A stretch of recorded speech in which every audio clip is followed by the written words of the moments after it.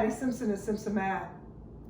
Histograms are another type of display that we can use to show quantitative data. So histograms are frequency display, so that means that they're going to show us how many are in each category or class or bin. So here are a few characteristics of our histograms. First of all, histograms display quantitative data. So when we have data where it's a measurement or a count, we've written down numbers, those quantitative data we could display on a histogram. Histograms are very similar to bar graphs. We made bar graphs earlier, but bar graphs show qualitative data, whereas histograms show quantitative data. And because of that, there's a few similarities between the two, but there are also some differences.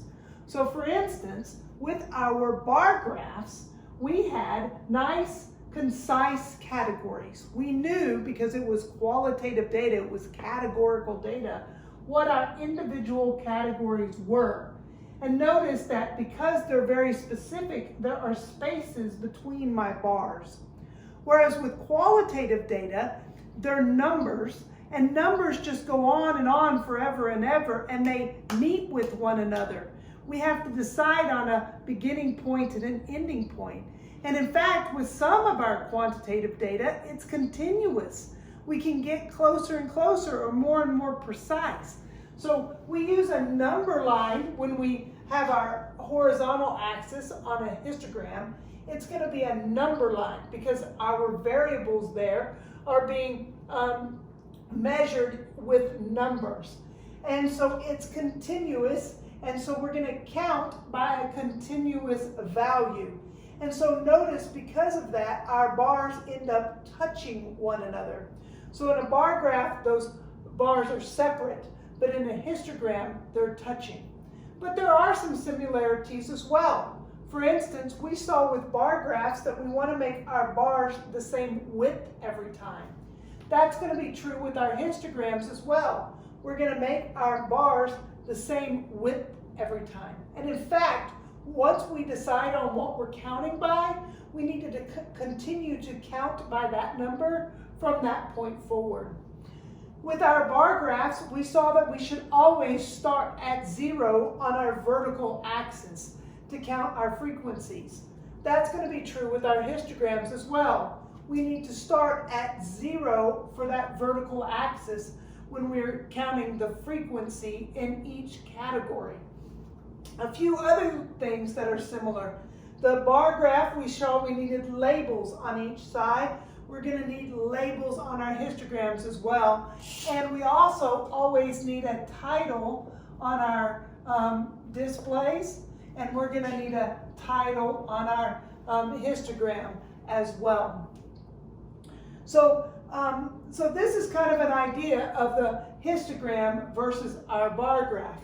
So you can see that the bars touch on the histogram, they don't touch on the bar graph. Both of them, though, show the frequency in each of our categories. In our histogram, another difference is that we lose the data. Here's what I mean by that. If you look at our bar graph, we know that the data that was written down, the word red, was written down 6 times. I could reproduce the data that was given to me. I would just write down red 6 times. I would write down blue 2 times. I would write down green 4 times, and I would write down purple 1 time, and I would have my data set again. But with my histogram, it's not as obvious. I know that there are 5 numbers between 5 and 10, but I don't know what those numbers are. Maybe all 5 of them are the number 7. Or maybe all 5 of them are the number 9. Or maybe I have some numbers like 6, 7, 8, 9, 9. Or maybe there are even decimals within there. It's 5.1, 5.2, 7.3. I don't know what the data values are. I just know that there are 5 that fall between this range. So in my histogram, I lose those individual data values. the minute I create that histogram. So I'm just looking for then different patterns within those categories. Like I can tell that there are more between 15 and 20 than there are between 20 and 25.